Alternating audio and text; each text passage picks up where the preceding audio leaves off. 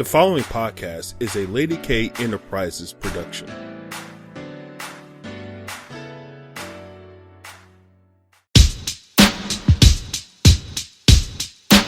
Lady K.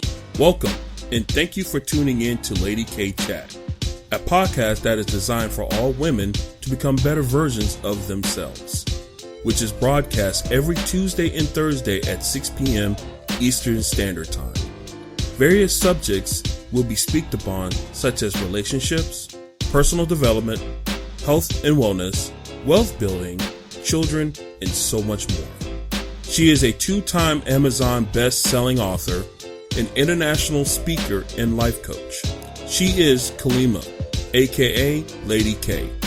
And now for your host, Lady K. Hello, everyone, and thank you for tuning in into this episode, The Miseducation of a Narcissist. And tonight, I do have the pleasure of having my guest who is a returning guest, and I'm so happy that she accepted my second invitation. So with honor and due, please give a welcome to Miss Prunella Harris. How are you tonight? I'm doing well. Thank you so much for having me on again. I definitely appreciate coming and speaking with you. It's always a good time. Thank you. I really appreciate it. And Prunella, tonight, oh my God, I know this is going to be a really hot topic. Let me tell you something. First of all, I want to start by saying people start saying narcissist. So I'm listening to everyone and I'm like, do they even know the true meaning of a narcissist? So you know what I said? I said, you know what? I'm going to have the expert come on tonight so she can give us the full definition and break it down, because too many people use that word loosely. Do you ever see that people sometimes use that word too loosely? Absolutely. I mean, when we think of narcissists, we think of just people who are self-absorbed, but the DSM-5 actually classifies narcissistic personality disorder as a mental condition in which people have an inflated sense of their own importance, a deep need for excessive attention and admiration, troubled relationships, and lack of empathy. And so that lack of empathy is what is really detrimental in relationship, because usually relationship is give and take. But with narcissists, the lack of empathy is what drives a whole host of pathological and abusive behaviors, which can tear down the person they're in a relationship with. Right. I have a question for you, because you said something that this dawned on me. You said no empathy. Is it possible for a narcissist to act like they have empathy, but truly inside they don't? Absolutely. Okay. And that's actually the idealization part of it. So these individuals are very crafty in how they interact with individuals. So they will idealize you as soon as so let's say a narcissist is looking for a new supply. We call it narcissistic supply. That's the admiration or the love that they're looking to obtain to make them feel good about themselves. So when they're out on the hunt, so to speak, for new supply or a new person to make them feel the way they want to feel, tell them words of affirmation or stroke their ego, what they're going to do is they're going to try to idealize you. So they're going to do everything that they think might win you over. So flowers, numerous calls. They'll listen enough to understand what might be your weak points. Right. Because after they idealize you and you get into these relationships, they usually move fast. They win you over fast, and then they start to devalue you. And that's when the emotional abuse starts, where they will begin the name calling, the blaming.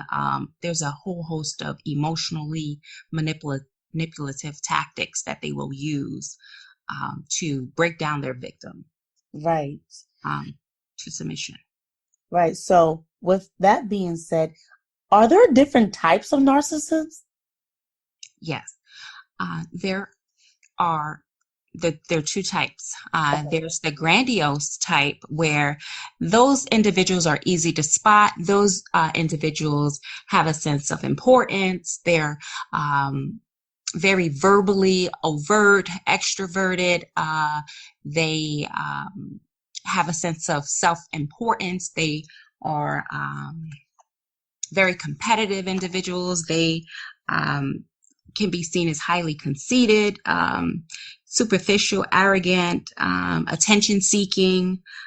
Those individuals, when you're in a conversation with them and you're talking about your own accomplishment, they are the individuals who are, oh, I did it better, I'm doing it better, or I will be doing it better. So they're always one-upping, they're minimizing other people's accomplishments. So you can spot those individuals, grandiose narcissists, very easily. The covert narcissists are more on the quiet side. They typically present themselves as charming and all around good people, but behind closed doors, they're not as nice to the people who know them despite themselves. It's almost like they have two different personalities, the Dr. Jekyll and Mr. Hyde. And what they're looking for, their sense of narcissistic supply is they're looking for pity. So they will complain to others about how bad you're treating them, and others will give them narcissistic supply by, oh, wow, I'm sorry you have to go through that. And they will paint the victim out to be the bad guy. Right. There's a lot of manipulation and a lot of twisting and turning and no accountability. Wow. Actions. Wow. I have a question for you. Going back to the grandiose narcissist, when you was explaining, their personality type, do you think a lot of people that's high in power or that crave for power, they're in those type of positions? It definitely makes them more, they have a propensity toward high-powered positions because they are charming, because people typically like the one mask of that narcissist, where they're very extroverted, they're very charming. So it definitely helps them rise the ranks of corporate America or the ranks of a leadership role. Right. And their sense of confidence, and they're pretty savvy in getting what it is that they want. They know how to play the game, manipulate, if you will, their way to certain positions of power. Right. I always say sometimes when you see a smooth talker, sometimes, that raises an eyebrow for me, because when they're talking, I'm like, how much of what you're saying to me is really true? I always question that, because I'm like, no, you're too good. You're too good to be. That's a red flag for me. I'm sorry. And that's your intuition, and that's what you should listen to, because sometimes if it doesn't feel right or if it doesn't feel authentic, there might be something behind that. So you're very smart to listen to that. Yeah, because I'm sure we all went through this, because when I was younger, of course we all felt for it. But no, as you get mature and as you learn, and I start to see that, I'm like, you sound too good to be true. Mm-hmm. Yeah. Yeah. And the one, like you said, that I forgot the other type that you said, but you said the one that plays pity. What is that type of narcissist again? Covert. Those are covert narcissists. So they're not as easily spotted as the grandiose. Right. They're more savvy in their approach, and that's one. The covert narcissist is the one that I see more in practice. Really? I see individuals who are experiencing emotional abuse, and they're not even sure what's going on, because they have been, over years, it's been like a subtle tearing down of a victim's self-esteem, of their sense of reality. So, they come in and they're not sure of what's going on, but they just feel very triggered. They feel that their needs are not being met, and the needs are not being met because a narcissist really cannot provide that level of empathy. That's the telltale sign of a narcissist, because the person in that relationship, it's a one-sided relationship, because Right. they're being used for their narcissistic supply. So usually narcissists will link themselves to people who are giving, people who are empathic, people who are people pleasers, people who Right. have poor boundaries, because the narcissist needs that extra supply, because they're not walking around feeling good about themselves. Underneath all of that grandiose or that self-importance is a very fragile self-esteem. And in order to overcome that, they look to others, external supply, to make them feel good about themselves. Right. Where other people might walk around with just that natural core self, and not need their ego stroked as much. Absolutely. We're going to take a quick break and we'll be right back after this message. Lady K Enterprises are now licensed in the state of Pennsylvania and New York to help you with your insurance needs from auto, homeowner, life insurance, and home security. For additional information, please text the word insurance to 844-446-5374. Again, for additional information, please text the word insurance to 844-446-5374. Can I ask you a quick question? I know sometimes like the blind, trying to recognize the blind, but do you ever think a person who is a narcissist that they will actually recognize that they are? Now, that is difficult. And so what research tells us is that it's very difficult to get individuals who are very high up on the narcissistic personality disorder spectrum to recognize that, because then they have to find fault in themselves and they would have to be vulnerable. And criticism isn't the strongest suit for a narcissist. It's everyone else's problem but theirs. Right. You know, if everybody else would change and behave in a way that they felt pleasing, then the world would be a better place. But for a narcissist to admit that they're the problem, that is the challenge. And that's why treatment is unsuccessful, because usually individuals don't get to that point. So like you said, with treatment, it's difficult. So one of my last questions for you is that, is it possible to have a healthy relationship with a narcissist? It is not possible to have a relationship with a narcissist. And the reason that it's not possible is, in a relationship, there's a give and take.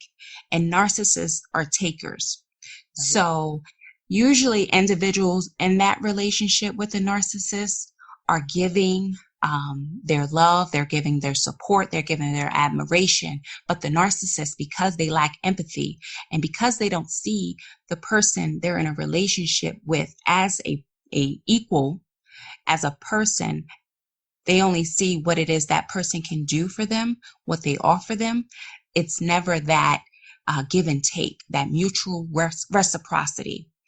So it leaves the other person in that relationship with the narcissist very lonely, very isolated, feeling like their needs are never met, feeling like when they have issues or need emotional support, the narcissist is never there, because it's not about the other person to the narcissist. It's just about what that person can do for the narcissist. What needs can that person do? And that's why it's narcissistic. It's considered narcissistic supply, because they don't even think of them as an equal. Wow. And to the people that are, excuse me, to the people that are co-parenting with narcissists, what advice can you give to them? Well, with co-parenting, it's very important to ensure that you have a co-parenting plan in place that really highlights the needs of the children. There will be, anytime the relationship is ended with a narcissist, there are opportunities for the narcissist to react in unhealthy ways, to become very belligerent or become very manipulative and controlling. There's also lots of studies on parent alienation, where they will use the children as a means to enact revenge or to get back at that parent for leaving them. Even if the narcissist decided to end the relationship, really wanting to see that other parent suffer. So having a mediator or a co-parenting expert or therapist put together a parenting plan in which the best interests of the children are laid out. It's in legal writing, when visitations will occur, how and what manner, who will bring the children to the site, and every detail that you can put in, if you can get that in a writing and enforced by a court, is going to be helpful. Right. And the other advice I would give parents who are in a co-parenting situation with a narcissist is to stop. Don't allow them to really provoke your emotions. Really staying firm in your emotional well-being, staying firm, because they will try to unravel you. They will try to, yes, they will make you upset. They will, and so responding rather than reacting. right. So doing that from a place of peace, not giving in, not feeling like you have to tell your side of the story or defend yourself. Just don't play the game. Right. Just, walk away. Try to be unbothered, really, by all of the tactics that will be used and thrown at you just to dethrone you and humiliate you and things of that nature. Absolutely. I can piggyback and say that it does take practice for you to get there, because I myself have experienced that. And I know in the beginning, when I first dealt with this individual, they knew how to trigger me, and they did get a reaction out of me. But however, as time went on, I just learned how to respond with silence. Silence is the best response. And you know what? I realized it kills them. They cannot stand it. Yeah. But it takes practice to get there, though. I can definitely say that. Yes. And so knowing that and really educating yourself about, there's lots of resources out there. Stephanie Lynn Coaching is on YouTube. Angie Atkinson does some, she's on YouTube too. Just a lot of resources out there to really arm yourself about narcissism and really how you can respond rather than react. Right. I appreciate that. Thank you so much, Brunella. If the people wanted to get in contact with you, how can they find you? They can go to my website, www.restorativefamily.com. We're also on Instagram at restorativefamily.com and Facebook at restorativefs on Facebook. Wonderful. And where are you located at? I'm located 529 Seven Bridge Road in East Stroudsburg, PA. Thank you. And I just have another question for you, because I know you're based out of Pennsylvania, but do you also offer virtual assistance for people that's out of the state? Not out of the state, because our guidelines only allow us to practice within the state that we are licensed in, and I'm licensed in Pennsylvania, so I can see individuals. I do offer telehealth, but I can see individuals only within Pennsylvania. Right. Okay, wonderful. I thank you so much for this information tonight. I think it was vital, and I hope y'all gained something that you can take away. If you've been struggling with a narcissist, now you know how to deal with it, and now you know the different types. So again, Prunella, thank you very much. Everyone, you can continue to follow me on Facebook and Instagram at Lady K Chat, and on my website at www.ladykenterprisesinc.com. And everyone, you have a great night. Thank you so much for having me. Enjoy. Thank you. Lady K.